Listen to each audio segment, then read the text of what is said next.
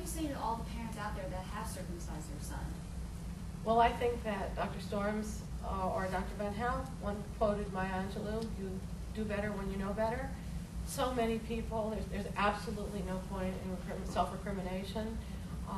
There's no point in making men or boys who have lost this body part feel that they somehow should feel bad about themselves, or that they, I think as Soraya talked about, there's no benefit in feeling guilty or feeling victimized.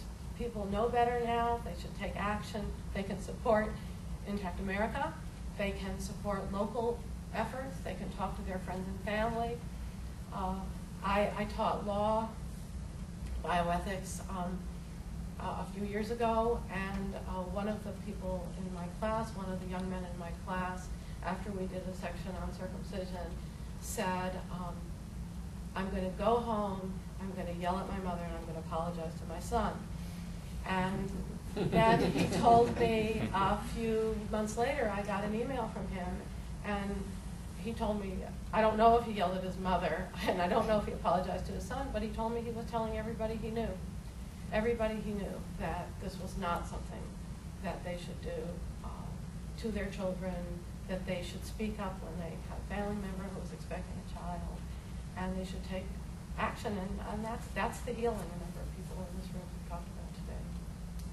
Speaking of action, what specifically is Intact America doing to affect that change? The campaign that we're launching today on intactamerica.org is a campaign directed to the Centers for Disease Control, which is the largest, of course, public health agency in the United States government.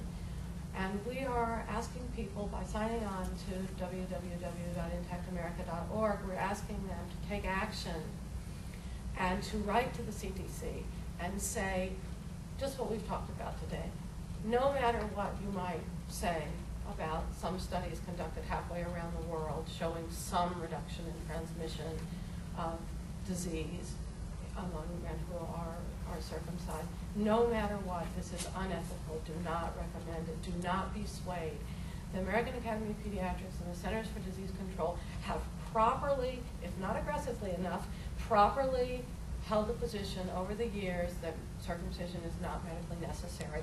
We want them to continue to hold that position, and indeed we want them to understand the American public thinks, when they know the facts, that circumcision is unethical, and that they should take a stronger statement, and they should say it should not be done.